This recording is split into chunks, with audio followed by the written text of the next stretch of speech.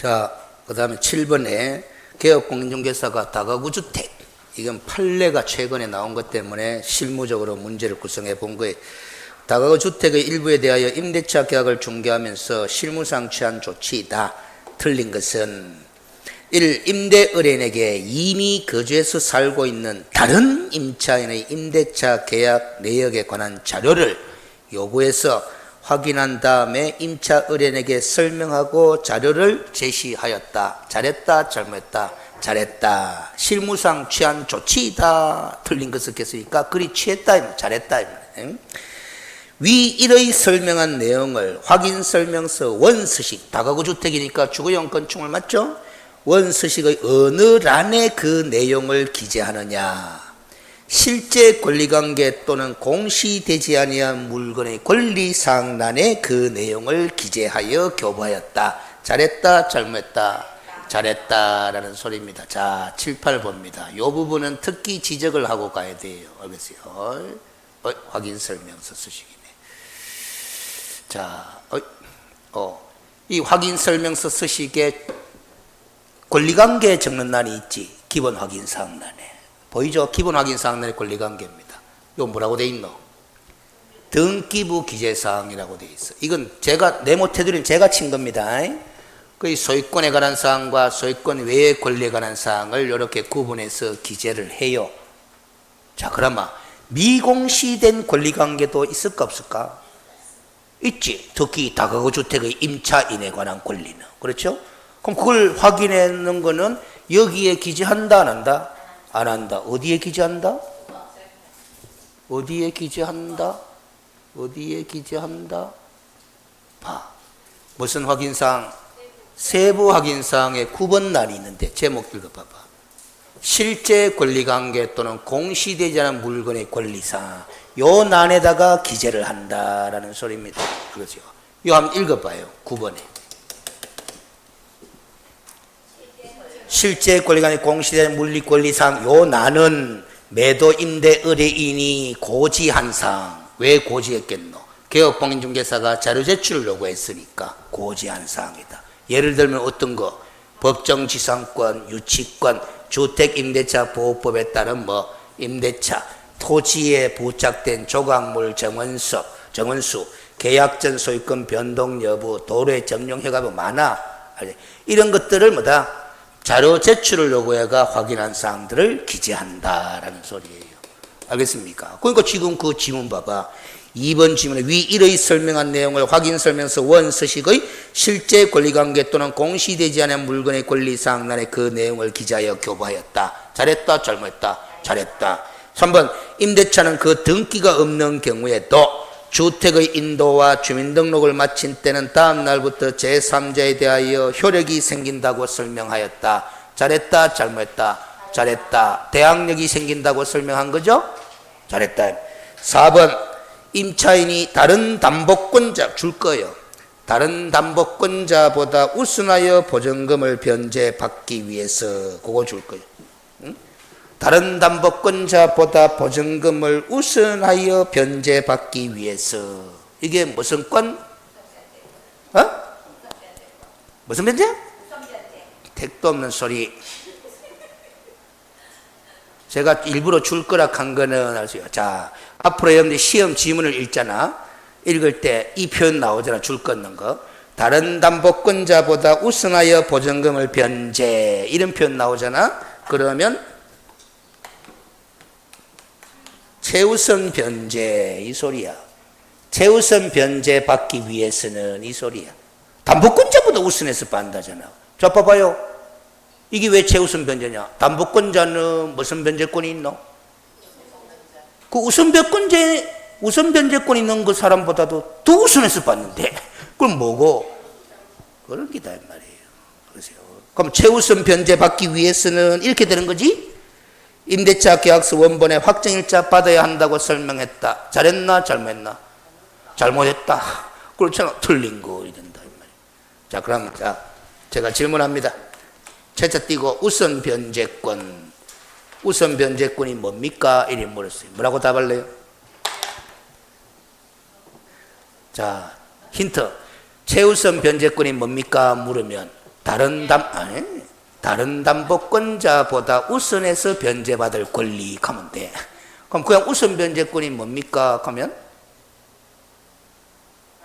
후순위 권리, 기타 채권자보다 우선하여 변제받을 권리. 오케이? 후순위 권리 나와야 된다. 알겠어요? 됐어요? 후순위 권리예요. 후순위 권리. 자, 그럼 제가 물어볼게. 우선 변제권은 좋은 거다, 안 좋은 거다? 자, 근데 잘 봐봐요. 잘 봐봐요. 좋은지 안 좋은지 보자. 좋은 거라 했어. 알겠어요? 좋은 거라 했어. 알겠어요?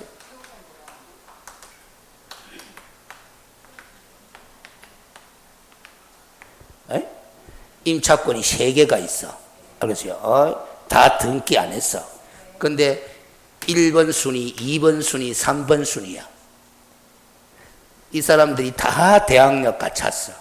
이 사람들이 다 확정일자 받았어. 근데 순서가 요게 1번, 요게 2번, 요게 3번이야. 알겠어요?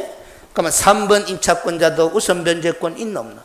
있지. 확정일자 받았던데. 대학력도 있고. 좋나 안 좋나? 안 좋지. 이 먼저 가져가 보는데 뭐 먼저 가져가 보는데 그러면 이 임차권자는 좋나 안 좋나? 좋아. 그럼 이것도 우선 변제권, 이것도 우선 변제권. 이거는 좋다 하는데 이거는 안 좋아. 맞지? 그러면 우선 변제권은 좋은 거 안 좋은 거? 그렇지. 마냥 좋은 게 아니다 이 말이지. 뭐일 때 좋다? 옳지. 선순위일 때 좋다.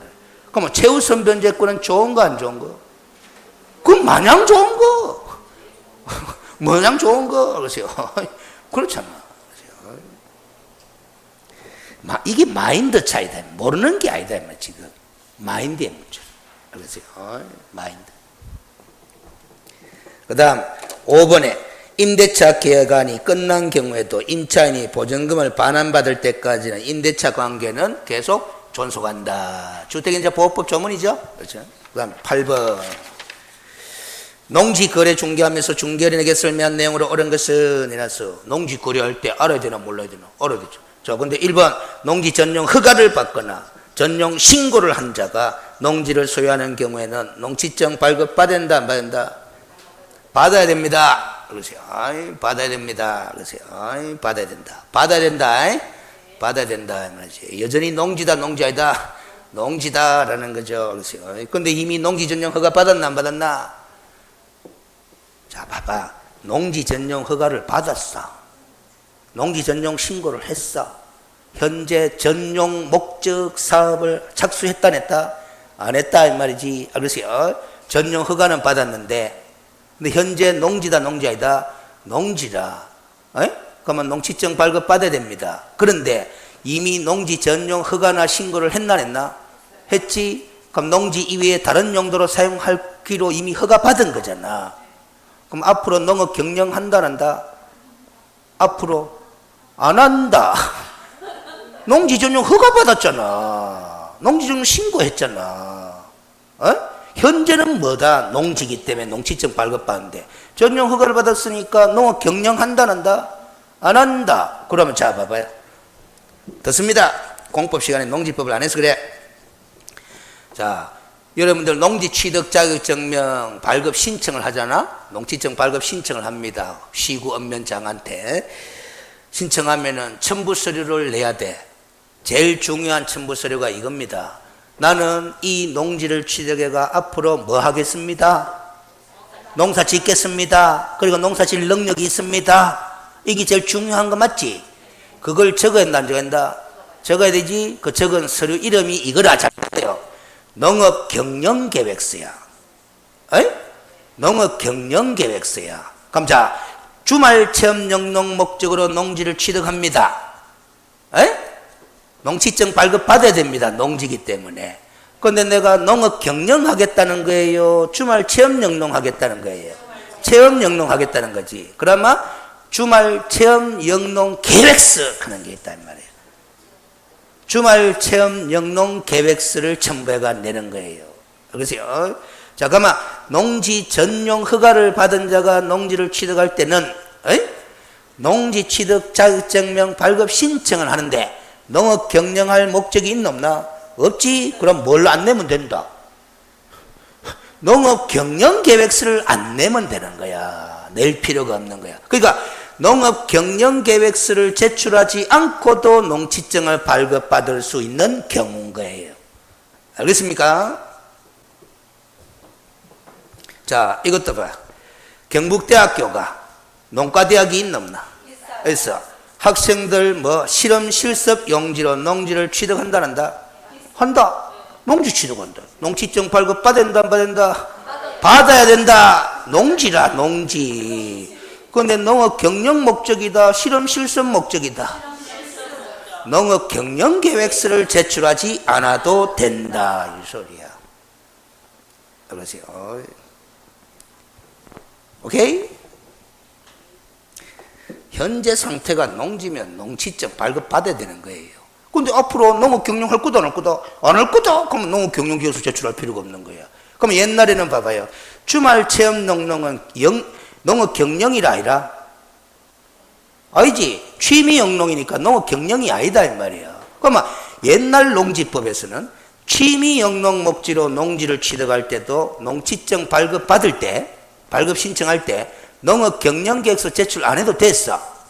그런데 최근에 농지법이 바뀌어가 그래 농업 경영 계획서는 제출 안 해도 좋다. 그 대신에 이 취미 영농 목적 아이가 주말 체험 영농 계획서라는 걸 따로 만들었어. 주말 체험 영농 계획서를 첨부해가 신청해라. 이렇게 제도가 바뀌었어요. 알겠습니까? 오케이? 거기다가 최근에 이 주말 체험 영농 목적은 농업진흥지역 내의 농지는 취득 못하도록 되어 있습니다. 농업진흥지역 내에서는. 오케이? 강화됐어요. 그 최근에 취미영농 목적의 농지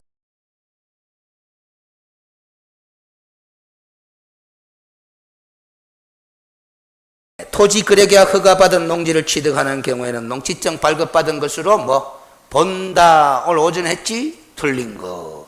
3번 농업진흥지의 농지는 주말체험농 목적으로 취득한다 뭐한다? 뭐한다. 5번 시험에 농지법에 꼭 나올 기구만은. 그러세요. 최근에 강화된 내용이래. 3번 4번 주말체험농 목적으로 농취증을 발급 신청하는 때는 주말체험농 농계획서를 제출하지 않아도 된다. 조금 전에 이야기했고 주말체험농 목적으로 취득한 농지는 임대한다 뭐한다?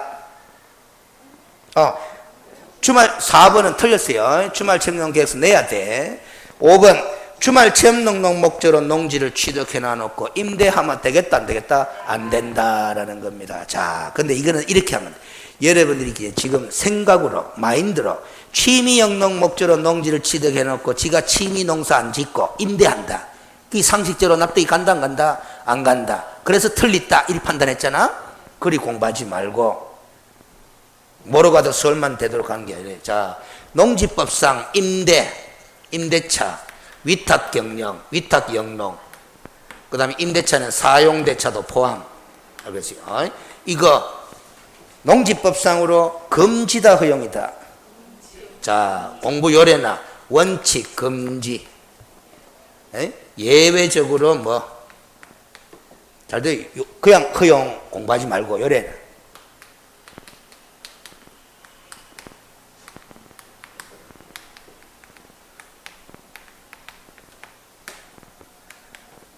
뭐 법률이 정하는 바에 따라 허용.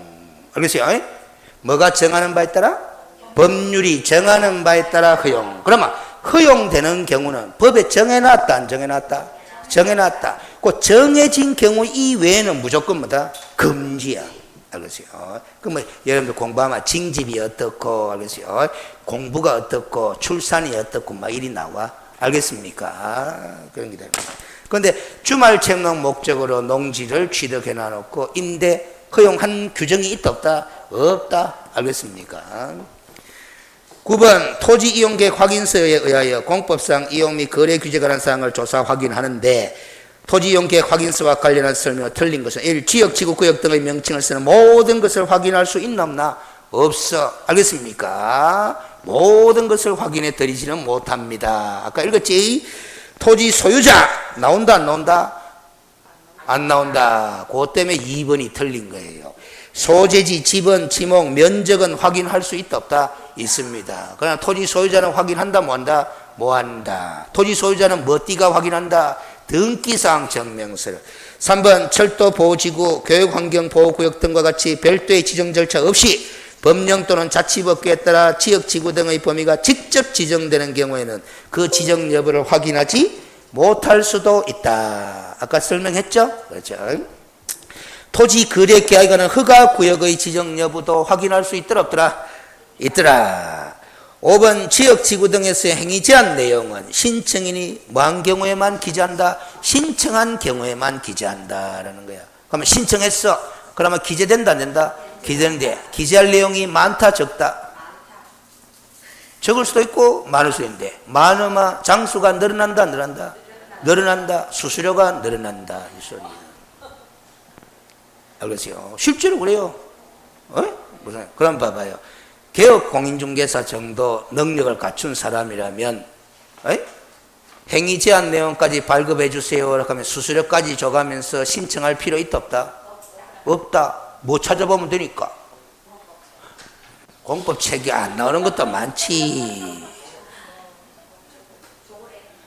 관련 법령과 자치법규에 따라 확인한다. 그럼 관련 법령을 찾아보면 되잖아. 조례를 찾아보면 되잖아. 아니 중개업하면서 관련 법의 내용을 찾아볼 줄도 모르고 조례도 찾아볼 줄도 모르고 그러면 중개한다 뭐한다? 뭐한다? 알겠어요? 뭐한다? 알겠어요? 그래서 공법시험에 그런 걸 묻는 거야. 무슨 구역 내의 행위 제한은 무슨 법이 정하는 바에 따른다 이런 걸 묻는 거야. 알겠어요? 그 다음 10번 분묘기지권에 관하여 어린에게 설명한 내용으로 틀린 것은 이났어요. 자, 일단 아웃라인부터 잡습니다. 분묘기지권은 성립되는 경우가 몇 가지다? 분묘기지권은 성립되는 경우가 몇 가지다? 몇 가지다? 큰일이다. 큰일이다 이 말이지. 자,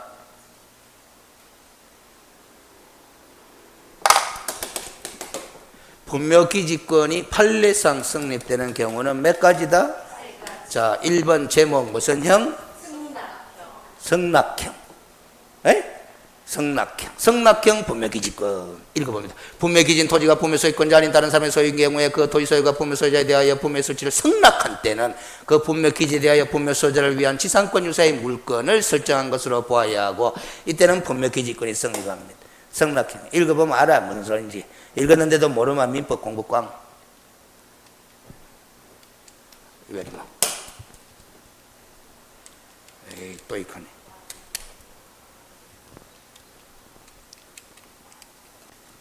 두 번째 무슨 형? 취득시효형. 취득시효. 시효취득형 이렇게 되고 취득시효형. 이거 안 나온다. 이게 안 움직인다.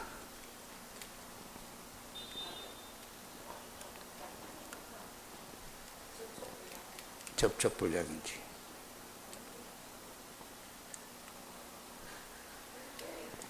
골치 아프네.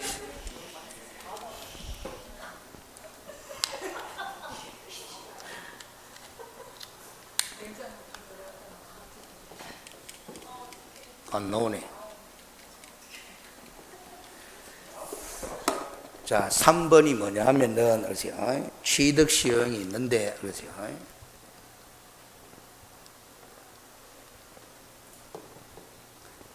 됐어요. 양도형이 있어요,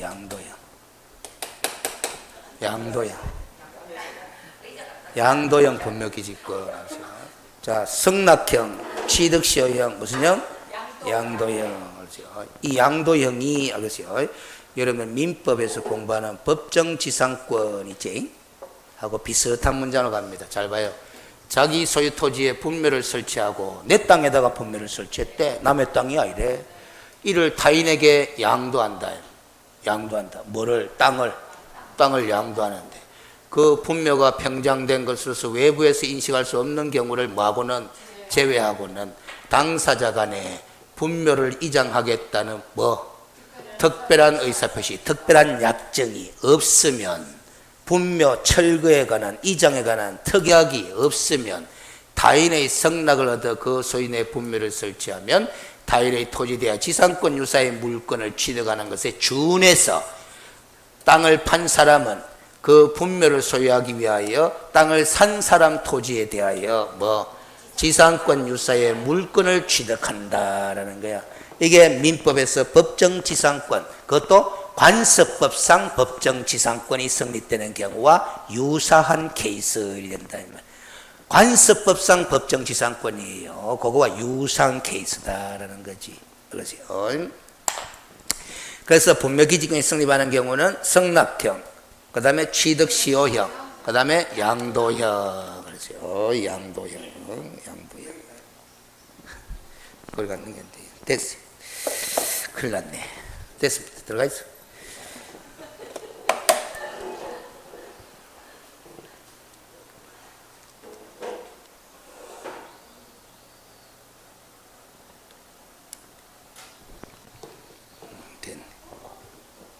됐죠? 성막해. 자, 세 가지인데, 그러죠. 문제를 봅니다. 문제를. 10번에 1번. 분묘기지권은 존속기간의 약정이 없는 경우에는 권리자가 분묘의 수호와 봉사를 계속하며 그 분묘가 존속하고 있는 동안 뭐한다? 존속한다. 그래서 분묘기지권의 존속기간은 분묘기지권의 존속기간은 칠판 봐봐요. 그대로죠. 존속기간의 약정이 없는 경우는 권리자가 분묘의 수호와 봉사를 계속하고 그 분묘가 존속하고 있는 동안은 분묘기지권도 뭐한다? 존속한다라는 거야. 알겠어요? 자, 근데 중요한 거는 분묘기지권을 우리가 인정하는 이유가 뭐다? 수호와 봉제사 때문에 그렇다. 그러면 수호와 봉제사를 뭐하며? 계속하고 분묘도 사라지지 않고 계속 존속하고 있으면 분묘기지권도 계속 존속하는 것이 이치에 맞다라는 거야. 자, 그런데 여기서 그러세요. 장사 등에 관한 법률에 보면은 분묘의 분묘기지권의 존속기간이 아니고 분묘의 설치기간 최장 몇십 년? 60년. 원래 원칙은 30년인데 1회에 한해서 30년 연장하도록 돼 있어. 60년이. 그러면 그는 분묘기지권의 존속기간이 아니라 분묘 설치기간의 제한이에요. 그렇죠? 그러면 자, 현재는 장사법이 시행되고 있잖아. 현재 분묘를 새로 설치해. 현재. 그러면 현재 지금 분묘를 설치했으면 분묘 설치기간은 몇 년만? 60년만 해야 됩니다. 60년 뒤 되면은 철거를 해야 돼. 알겠어요? 그러면 지금 이 분묘기지권의 존속기간에 관한 이 판례 입장은 분묘기지권이 뭐다? 인정된 분묘에 대해서 적용되는 거야. 무슨 소리인지 알겠죠? 현재 새롭게 설치된 분묘의 경우에 적용되는 것이 아니다. 알겠습니까? 그 다음 2번 질문도 봐. 장사 등에 관한 법률이 시행 2001년도 1월 13일 이후에 설치된 분묘의 경우는 시효처덕을 이유로 분묘의 보존을 위한 권리를 주장한다 뭐한다. 아주 중요합니다. 그렇죠? 3번 분묘기지권이 미치는 범위는 자, 칠판 봐봐요. 분묘기지권이 미치는 범위는 분묘를 수호하고 봉제사는 목적을 달성하는 데 필요한 범위까지야. 면적이 나와 있나 안 나와 있나? 안 나와 있지. 몇 제곱미터 하는 면적이 제시되어 있나 안 돼 있나? 안 돼 있지. 자, 근데 장사 등에 관한 법률에 보면은 그렇죠. 잘 들어요. 분묘 한 기당 점유 면적은 10제곱미터로 제한을 해요. 3평으로. 다만 합장의 경우에는 15제곱미터로 6평으로 제한을 합니다. 그러면 장사 등에 관한 법률에 분묘 한 기당 점유 면적이라는 규정하고 우리 분묘기지권이 미치는 범위에 관한 대법원 판례하고는 관계 있다 없다? 없다라는 거예요. 알겠습니까? 무슨 소리인지 알겠지? 없어요. 전혀 관계. 그러면 그 3번 질문 봐봐. 분묘기지권이 미치는 범위는 장사 등에 관한 법령이 규정한 분묘 한 기당 점유 면적 범위 내로 한정된다. O다 X다. X이 된다 이 말이야. 그렇죠? 그 여러분들 지금 저 법인묘지, 공원묘지 하는 거 있잖아요. 그게 법인묘지입니다. 가면은 전부 다 봉분이 쪼매나 있죠? 따닥따닥 붙어 있죠? 그게 왜 그렇다? 장사 등에 관한 법률에 분묘 한기당 점유면적이 몇 제곱미터로 제한되어 있기 때문에 10제곱미터로 제한되어 있기 때문에 그런 거야. 알겠습니까? 그런데 여러분들이 조금 넓은 땅덩어리에 묻히고 싶어. 10제곱미터가 아니라 뭐 25제곱미터, 30제곱미터에 좀 넓은 땅덩어리에 묻히고 싶어. 그러면 무슨 묘지로 묻히면 된다? 개인 묘지에 묻히면 돼. 법인 묘지가 공원 묘지로 가면 안 되고. 알겠습니까? 무슨 소리인지 알겠어요? 그 장사 등에 관한 법률에서는 개인 묘지의 면적은 몇 제곱미터를 초과해서는 안 된다? 30제곱미터 이렇게 돼 있거든. 그 30제곱미터가 결국 분묘 한기당 점유 면적 제한과 일치가 돼버려요. 개인 묘지는. 에? 오케이? 그 다음 4번에 취득시효형 분묘기지권의 경우 토지 소유자가 분묘기지에 관한 지료를 청구한 날로부터 지료를 뭐 해야 된다? 지급해야 된다. 청구한 날로부터입니다. 무슨 형 분묘기지권? 취득시효형 분묘기지권일 때 그렇다라는 거죠. 그렇죠? 자, 칠판 봐봐요. 취득시효. 지료를 청구한 날로부터 지료 지급의 의무 있음. 그렇죠? 2001년 1월 13일 이전에 그 이후에는 취득시효가 인정 안 되니까. 그렇죠?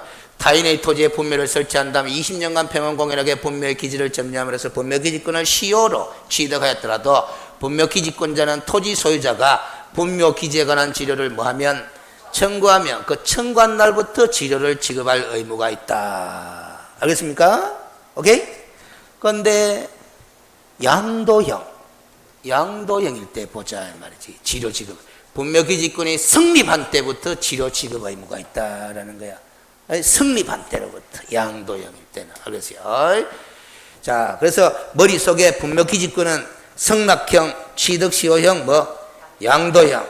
그럼 지료는 취득시효일 때는 청구한 날로부터, 양도형일 때는 성립된 때로부터. 자, 그 다음에 그럼 성납형일 때는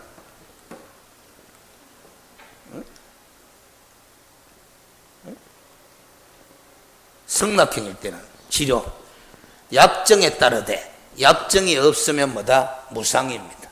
알겠어요? 성납형일 때는 약정에 따라서 지료를 지급하되 약정이 없으면 무상이다라는 소리야. 알겠습니까? 무상이다라는 거야. 무상. 보통 이 경우에 땅 주인이 당신 분묘 설치해도 좋다라고 승낙해 주잖아. 동네 사람이니까. 그럼 승낙해 줄 때 그랬어요. 땅값은 그러면 약정할 수도 있고 안 할 수도 있는데 우리 동네 옛날 시골로 보면은 관행적으로 땅값 받는다 안 받는다? 안 받지. 그럼 약정이 있었나 없었나? 없었지. 그러면 지료는 안 줘도 된다라는 소리입니다. 알겠습니까? 이런 게 그랬어요. 세대가 바뀌면서 분쟁이 일어나는 거야. 알았어요? 아버지 때에서 땅값 약정을 안 했는데 아버지가 사망하고 난 다음에 왜 땅을 상속받은 자식 대화가 땅값은 주셔야지요. 이렇게 산다 이 말이에요. 그러면 분묘를 설치한 사람, 성납받아서 분묘를 설치한 사람은 땅값 줄 필요 있다 없다? 없다라는 거야 현재. 알겠습니까? 그런데 이 판례도 조금 바뀔 가능성이 열려 있어 지금. 우리 대법원 판례가 취득시효형과 양도형일 때도 지료 지급을 하지 않아도 좋다 하다가 이제 판례가 바뀌어버렸거든. 이 경우도 판례가 새롭게 나올 수도 있는데 아직까지는 나온 적이 없어요. 그래서 자, 그 다음 됐고 그래서 11번으로 갑니다. 개업공인중개사가 묘지의 매수를 받고 장사 등에 관한 법률의 내용을 설명한 것이다. 틀린 것은 개인 묘지는 허가사항이다 신고사항이다. 신고사항이다. 1번 틀렸죠. 2번 공설묘지, 가족묘지, 문중묘지, 법인묘지 안에 분묘 한기당 점유면적은 10제곱미터를 초과해서는 안 돼요. 합장의 경우는 15제곱미터. 지문을 통해서 외웁니다. 시장 등은 묘지의 설치 관리를 목적으로 민법에 따라 설립된 재단법인에 한정하여 재단법인 동그라미 법인묘지의 설치 관리를 허가할 수 있습니다. 우리가 가족묘지나 문중묘지, 법인묘지는 신고사항이 아니라 무슨 사항이다? 허가사항인데 법인묘지는 재단법인에 한해서만 허가를 내줍니다. 재단법인은 영리다 비영리다? 당연히 비영리입니다. 알겠습니까? 재단법인은 영리 재단법인 없어요. 그 다음 4번에 공설묘지 사설묘지를 설치 관리하는 자는 매장될 자가 사망 이전에는 원칙적으로 묘지의 매매, 양도, 사용계약 등을 한다 뭐한다? 뭐한다라는 겁니다. 사망하기 전에 묘지를 매매할 수 있다 없다? 없다. 그러나 원칙적으로 가는 말을 적어놨죠? 예외가 있다 없다? 있다. 잘 봐봐요. 이거 시험에 안 나오지만 물어봅니다. 봐봐요. 내일 모레 70살이 넘은 사람이야. 70살이 넘은 사람은 뭐다? 내일 모레 죽을 가능성이 높다 낮다? 높다. 그렇게 보고 있어요. 알겠어요? 그래서 70세 이상인 자가 자기가 사망할 때 매장할 묘지로 매수할 때는 매매가 가능하다 불가능하다? 가능하다 해놨어. 알겠어요? 의사가 뭐다? 사망 6개월 내에 사망할 것으로 진단서를 내리면 또 묘지를 사망하기 전에도 매매할 수 있다 없다? 있다. 그 예외 규정들이 있어. 원칙적으로는 사망하기 전에는 매매하거나 양도할 수 없도록 되어 있습니다. 알겠습니까?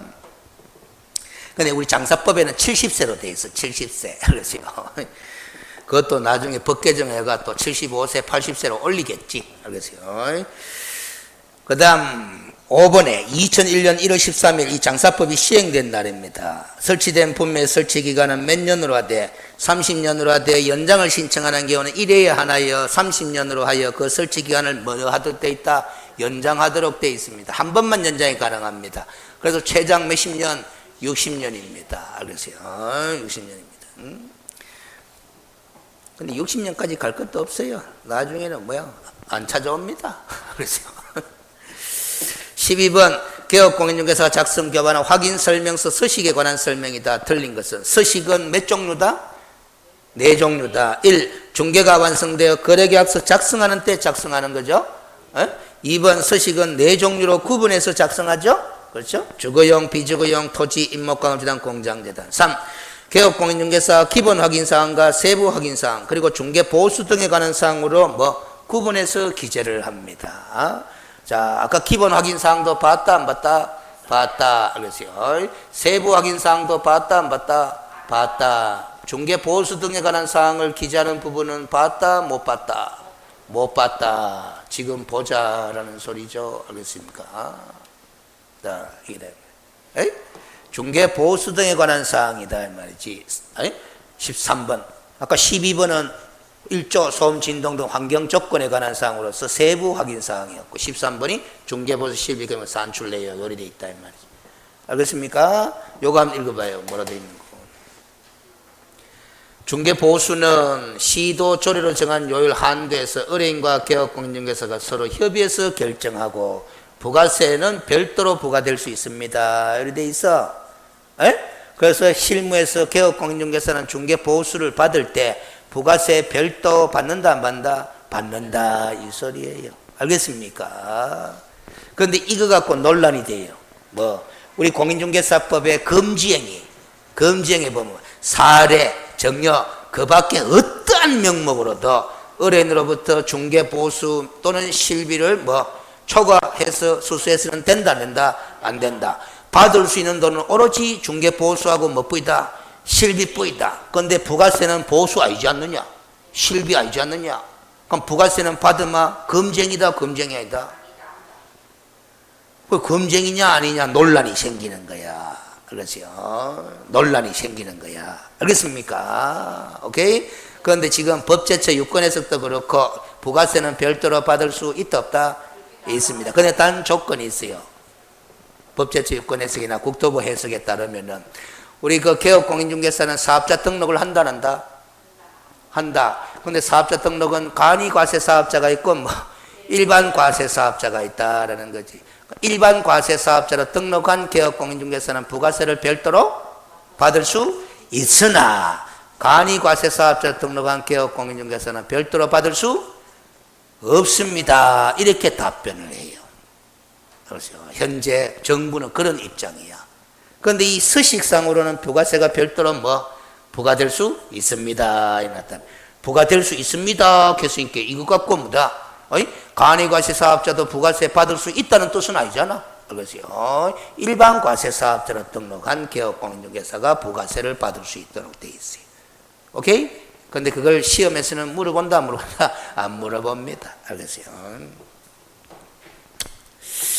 그 다음 12번에 4번 서식에는 재산세는 6월 1일 기준으로 대상 물건 소유자가 납세 의무를 부담한다고 명시하고 있더라 없더라? 자, 칠판 봅니다. 알겠어요? 칠판 봅니다. 알겠어요? 칠판 봅니다.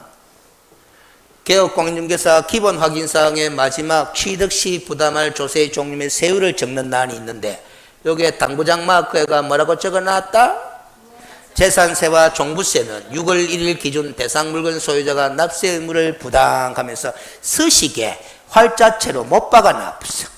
알겠어요? 이 개업공인중개사가 적는 게 아니고 적혀져 있어. 알겠습니까? 무슨 소리인지 알죠? 자, 다시 묻습니다. 재산세와 종부세는 취득세다, 취득 관련 조세다, 보유 관련 조세다. 보유 관련 조세다. 그러면 재산세와 종부세는 개업공인중개사가 확인 설명할 대상인 조세가 아니다. 아니지만은 현실에서 이 재산세와 종부세가 논란이 된단 말이지, 고객들 입장에서는. 그래서 서식에다가 아예 이렇게 뭐 딱 적어놨다 이 말이야. 적어놨으니까 요 적혀진 확인 설명서 서식을 뭐다? 매수인이 받아간다 안 받아간다? 받아가면 읽어보면 되는 거예요. 알겠습니까? 6월 1일 기준입니다. 6월 1일.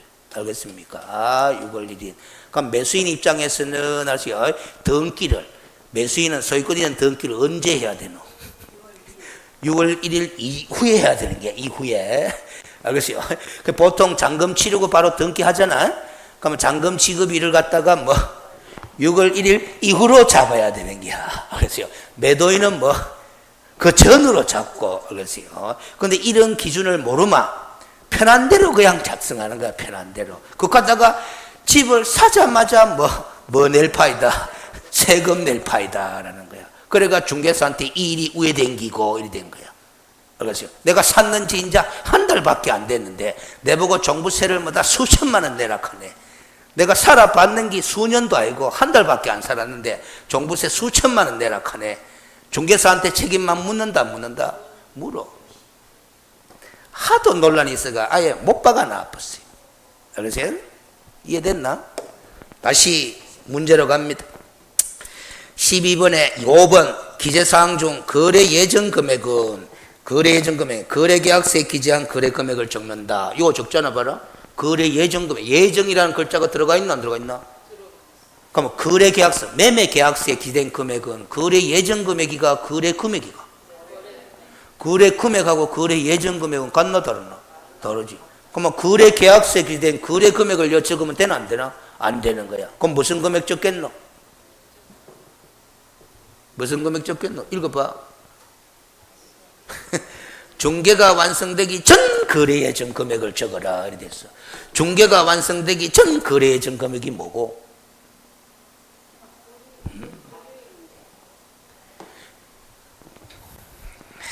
또 안에 안 오니까 안 그러나 안에 안 오니까 안 그러나 안에 안 오니까 안 그러나 안에 안 오니까네 안에 안 오니까 그래요.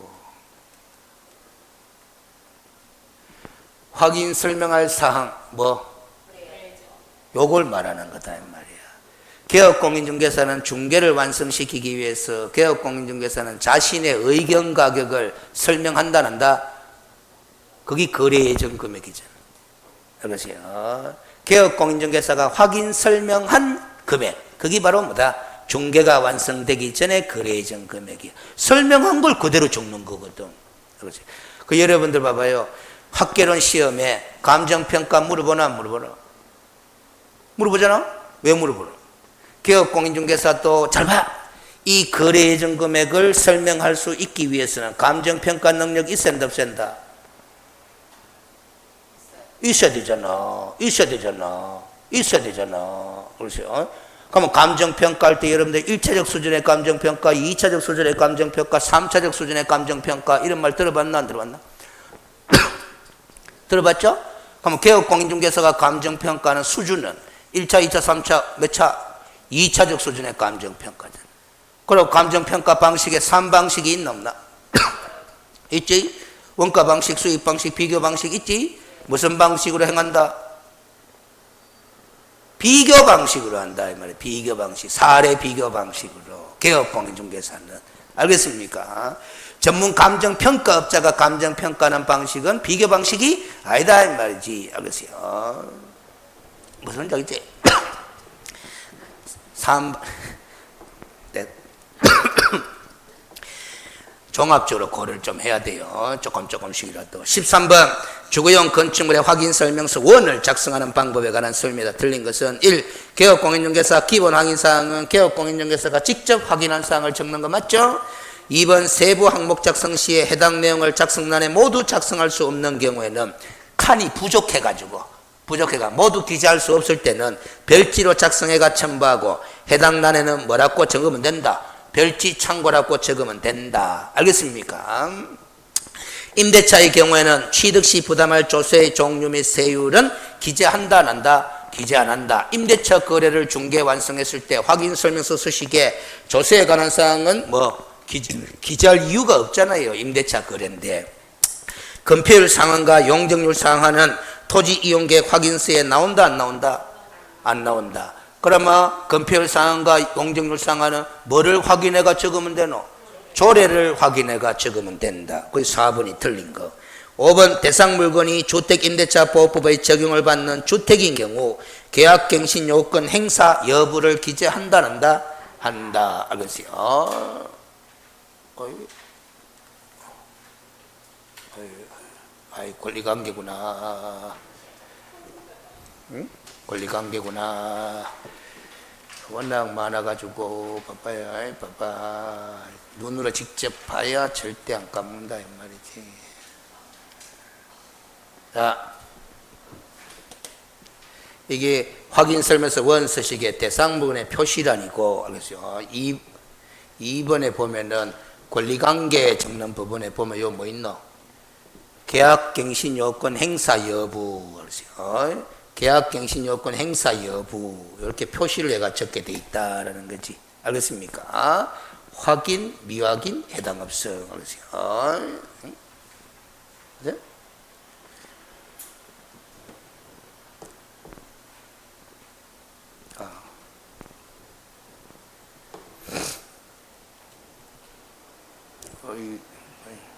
완전 제가 요 열어놨어요. 요 한번 읽어줄게요. 자, 들어봐봐, 그냥. 임대인과 임차인 간 임대차 계약 시 다음과 같은 사항이 적용되는데, 임대 의무 기간 중에 임대료 정액 청구는 5%의 범위에서 시행령으로 정하는 정액 비율을 초과하여 청구할 수 없고, 임대차 계약 또는 임대료 정액이 있은 후 3년 이내는 그 임대를 1년 이내는 그 임대료를 정액할 수 없습니다. 임대사업자는 임차인이 의무를 위반하거나 임대차를 계속하기 어려운 경우 등에 해당하지 않으면 임대 의무 기간 동안 임차인과의 계약을 해지하거나 재계약을 거절할 수 없습니다. 라고 개업공인중개사가 읽어주면 돼. 읽어주게 되면은, 알겠어요? 읽어주게 되면은 확인했으면 확인 안 했으면 미확인. 해당 없는 사항일 때는 여기 체크 이러면 된다 이 말이에요. 알겠습니까? 오케이? 이게 작성실무야. 작성실무. 자, 시험 문제 들어갑니다. 14번 확인 설명서 원에 기재할 사항과 기재란의 연결이 틀린 것은 1번에 진동, 소음 이런 거는 환경조건 맞는데 교육시설은 환경조건이야 입지조건이야? 입지조건이다. 그 1번이 틀리게 연결됐잖아요. 경비실과 관리 지체는 관리에 관한 사항이고, 건축물의 내진 설계 적용 여부는 대상 물건의 표시에 적고, 주차장 도로와의 관계, 대중교통, 교육시설, 판매시설의 여부 이런 것들은 다 입지조건이에요. 난방발시, 연료공급, 성관계, 내부 외부 시설물의 상태에 관한 사항란에 적는 거다 이 말이지. 기출문제입니다. 기출문제. 알겠어요? 기출문제. 알겠어요? 기출문제입니다. 알겠어요? 봐봐라. 교육시설이 무슨 조건이고? 입지조건. 판매 및 의료시설도 무슨 조건? 입지조건이다 이 말이야. 이런 게 다 입지조건이야. 알겠어요? 기본 확인사항들입니다. 알겠습니까? 오케이? 경비실 관리 주체가 관리에 관한 사항이야. 알겠어요? 그 다음 비선호 시설도 기본 확인 사항이야. 혐오시설이죠. 혐오시설 유무. 알겠어요? 그 다음에 알겠어요. 아이 봐봐. 이런 거 봐봐. 승강기, 난방, 소방, 가스, 전기, 수도 이런 게 다 내부, 외부 시설물의 상태에 관한 사항이라. 알겠어요. 교육시설, 판매시설 없어. 그건 입지 조건이야. 알겠습니까? 그런데 이 주거용 건축물이다 보니까 원서식이잖아. 원서식이다 보니까 소방에 단독경보용 감지기 설치 유무를 기재를 해야 돼요. 알겠습니까? 단독경보용 감지기. 알겠어요? 여기 빌보드 도는 거 있잖아요. 알겠어요? 아파트는 안 해도 돼요. 왜 안 하냐? 아파트는 92년도부터인가는 의무적으로 설치하도록 되어 있기 때문에. 알겠어요? 그거 적어놨어. 봐봐. 주택용 소방시설로서 아파트를 제외한 주택의 경우만 작성합니다. 라고 되어 있다. 이 말이지. 알겠습니까? 주거용 건축물인 확인설명서 원서식에는 소방시설 안에 단독경보용 감지기 설치 여부를 기재하여야 한다. OX, O, 이래 된다. 이 말이지. 알겠습니까? 15번 확인설명서 원서식에 기재하는 개업공인중개사 기본 확인사항은 모두 몇 개인가 봐봐. 내진설계 적용 여부와 내진 영역은 대상물건의 표시란에 기재하잖아. 그렇죠? 기본 확인사항 맞지? 환경조건은 세부 확인사항, 관리에 관한 사항은 기본 확인사항, 비선호시설도 기본 확인사항, 취득시 부담할 조세의 종류 및 세율도 기본 확인사항, 실제 권리관계 공시되지 않은 물건의 권리사항은 세부 확인사항, 벽면 및 바닥면 및 도배 상태는 세부 확인사항이다. 이걸 외우려고 하지 말고 잘 봐요. 이렇게 하면 돼. 기본 확인사항이냐 세부 확인사항이냐는 이걸 가지고 판단해. 외웠으면 관계없는데 못 외웠으면 이 기준으로 기본 확인사항은 개업공인중개사가 직접 확인해야 될 거, 세부 확인사항은 자료 제출 요구해서 확인할 수 있는 사항, 그렇게 판단하면 된다라는 거죠. 도배 상태가 깨끗한지 안 깨끗한지 자료 제출 요구해서 확인하는 게 맞나? 맞지? 햇빛이 잘 드는지 안 드는지, 소음이 있는지 없는지, 진동이 있는지 없는지 자료 제출 요구해서 확인하는 게 맞나? 맞지? 알겠어요. 그 다음에 미공시된 물건의 권리에 관한 사항도 자료 제출 요구해서 확인하는 게 맞나? 맞지? 알겠어요. 그런 기준으로 판단하면 되지. 이걸 외우는 거 아닙니다. 16번 비주거용 건축물의 확인설명서 2 작성하는 방법에 한 설명이 틀린 것은 기본 확인사항에 교육시설, 판매 및 의료시설을 기재할 거다 안 할 거다? 안 한다. 왜? 주거용 건축물이 아니잖아. 비주거용인데 그러면 주차장은 기재한다 안 한다? 합니다. 알겠어요? 도로도 기재한다 안 한다? 합니다. 2번 세부 확인사항에 소방시설로서 단독경보용 감지기 유무 기재한다 안 한다? 안 합니다. 주택이 아니라서. 알겠어요? 비주거용은 단독경보용 감지기 설치 유무를 기재한다 안 한다? 안 합니다. 도배 상태 기재한다 안 한다? 안 합니다. 일조 소음 진동 기재한다 안 한다? 안 합니다. 비주거용이다 이 말이지. 비선호 시설이 있는지 여부는 조사해야 한다 안 한다? 안 한다. 알겠어요? 비주거용이다 이 말이지. 알겠어요? 중개보수는 거래 예정 금액을 기준으로 계산해서 적습니다. 자, 이것도 설명 좀 더 하자면 중개보수는 원래 거래 금액을 기준으로 산출하는데 확인설명서 서식에 기재된 중개보수는 거래 예정 금액을 기준으로 기재를 해. 그럼 자, 확인설명서에 기재된 중개보수와 실제 중개 완성 시에 받는 보수가 다를 수도 있다라는 이치가 되는 거예요. 알겠습니까? 5번 공동중개시 참여한 개업공인중개사가 모두 서명 및 날인해야 되고 2명을 넘는 경우에는 별지로 작성해서 첨부해야 한다. 해야 된다라는 거지. 알겠어요? 별지 첨부다 이 말이지. 요 봐봐라. 개업공인중개사 한 칸만 그려놨지. 알겠어요? 근데 요 밑에 한 칸이 더 있어요 사실은. 그러면 2명을 초과하게 되면은 못 적어. 그럼 별지로 작성할 수밖에 없다라는 거지. 알겠어요? 오케이. 그 다음 됐고 17번 전자계약 시스템에 대한 설명이다. 틀린 것은 1. 개업공인중개사나 회원으로 반드시 가입돼야 됩니다. 이 문제를 통해서 좀 공부를 합니다. 개업공인중개사는 반드시 회원가입해야 돼요. 이용하려면은. 그런데 거래 당사자는 회원가입이 필요하다 필요 없다? 필요 없습니다. 당연한 이치입니다. 내가 평생 그래서 전자계약시스템은 몇 번 이용한다고. 그래서 2번 개업공인중개사는 거래계약서와 확인설명서의 보관 의무가 왜 된다? 면제된다. 그것 때문에 전자계약 시스템을 이용하는 장점이다. 3번 거래계약 시스템을 통해 계약을 체결하거나 해제 등이 이루어지면은 거래계약 해제 등 신고서, 주택임대차 계약 신고서 등을 제출한 것으로 본다. 오늘 낮에 했고, 주택임대차 계약의 경우는 자동으로 확정일자 신청 및 부여가 이루어진 것이 됩니다. 알겠어요?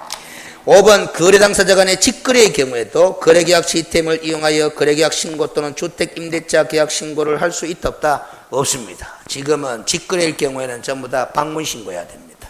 좀 알아두셔야 됩니다. 중개 거래일 때만 거래계약 시스템을 활용할 수가 있어요. 앞으로는 직거래일 때도 거래계약 시스템을 활용할 수 있도록 개편이 될지는 모르겠으나 지금은 안 그래요. 알겠어요? 됐습니까? 이 문제를 통해서 전자계약 시스템에 대한 내용을 조금 점검했고, 18번 거래계약서 작성하는 경우 주의할 사항이다. 틀린 것은 1. 대리인에 의한 계약인 경우에는 거래 당사자 내 본인과 대리인의 인적사항을 우에 기재하는 것이 바람직하다. 함께 기재하는 것이 바람직하다. 그냥 대리인 이름만 기재하는 것이 아니라 본인과 대리인의 인적사항을 함께 기재한다. 민법에서 무슨 주의? 대리인이 대리의 의사표시를 할 때는 무슨 주의? 현명주의. 나는 누구누구의 대리인이다 하는 걸 표시해야 되나 아니더라? 해야 된다 이 말이지. 그러니까 계약 당사자 인적사항란에 본인과 대리인의 인적사항을 함께 기재해.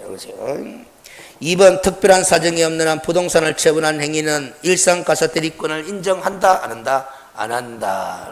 이게 판례. 3번 계약금의 일부만 지급된 상태에서 해약금의 기준이 되는 금원은 실제 교받은 금원입니까? 약정계약금입니까?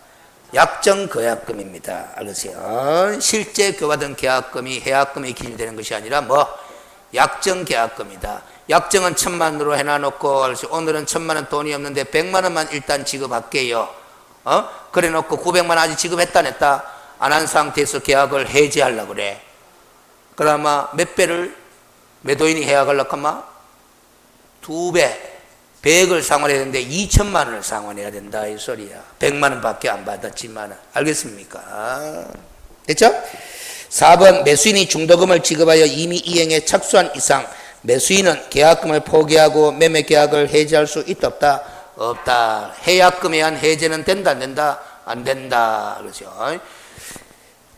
5번 매매 계약에 관한 비용, 관로 이런 것들이 매매 계약에 관한 비용에 들어가는 것들인데 그 매매 계약에 관한 비용의 부담에 대해서는 당사자 간의 약정으로 달리 정할 수 있다 없다? 있다. 민법의 매매 계약에 관한 비용 부담에 관한 규정은 임의 규정이다 강행 규정이다?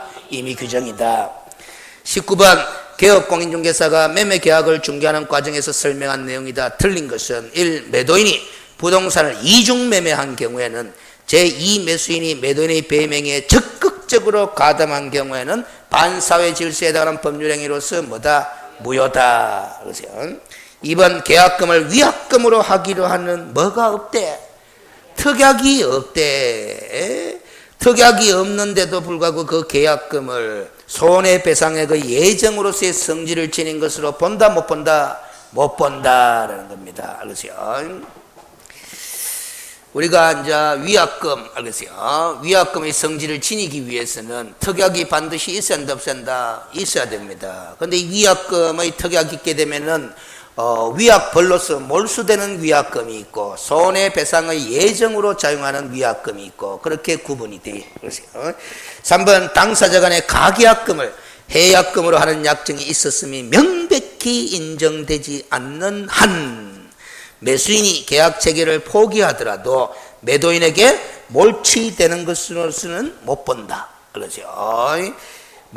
해약금으로 하는 약정이 있었음이 명백히 인정되지 않는 한, 알았어요. 매도인에게 몰치되는 것으로 볼 수는 있다 없다? 없다. 알았어요. 명백한 합의가 있었으면 모를까. 알았어요. 4번 매수인이 매도인이 동의하에 매매 계약의 계약금 및 중도금 지급을 위하여 뭐를 교부했대? 당자 수표를 교부했대. 알겠어요. 이건 계약 이행의 착수라고 볼 수 있다 없다? 있다라는 소리는 그 판례입니다. 전부 다. 알겠어요. 매도인 동의하에 계약금과 중도금을 뭐로 지급했다? 당자 수표로 줬다라는 거예요. 그 당자 수표로 교부한 행위는 계약 이행의 착수로 볼 수 있다 없다? 있다. 따라서 해약금에 의한 해제는 된다 안 된다? 안 된다. 그 논리죠. 중도금 지급 이후에도 계약 당사자 쌍방의 뭐에 의하여? 합의에 의하여 계약을 해제할 수 있다 없다? 있다라는 겁니다. 이걸 합의 해제라 그럽니다. 알겠어요? 이걸 해제 계약이라고 하는 거죠. 해제 계약, 해제 계약. 그렇죠. 그럼 우리가 중도금 지급 이후에는 일방적으로 계약을 해약할 수는 없는데, 알겠어요? 약정 해제 가능하다, 불가능하다, 가능하다. 법정 해제 가능하다, 불가능하다, 가능하다. 그리고 또 뭐 합의 해제도 가능하다, 불가능하다, 가능하다라는 소리입니다. 이 합의 해제도 말은 합의 해제지만 새로운 계약이다, 계약 아니다, 계약입니다. 이것도 알겠어요? 당사자가 합의해가 계약을 했다는데 뭐 없었던 걸로 되돌립시다 그런데 그거 안 될 게 뭐 있나? 20번 중개하는 과정에서 작성하는 각종 서식에 관한 설명이다. 틀린 것은 1. 일반 중개계약은 국토교통부령이 정하는 일반 중개계약서에 의하여 한다. OX. X죠. 그 권장 서식이잖아. 틀렸잖아. 알겠어요?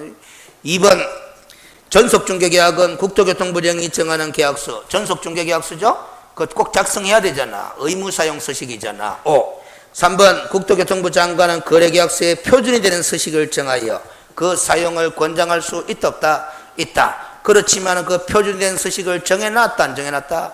안 정해놨다. 아직까지는. 알겠어요?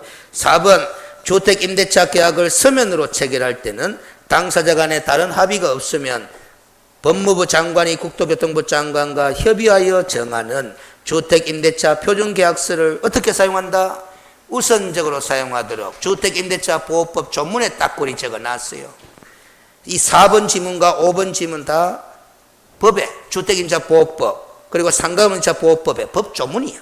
5번 법무부 장관은 국토교통부 장관과 협의를 거쳐 상가금을 임대차 보증계약서를 정하여 그 사용을 뭐 권장할 수 있다. 이렇게 법 조문에 딱 적혀져 있어. 그러세요. 오케이? 됐습니까?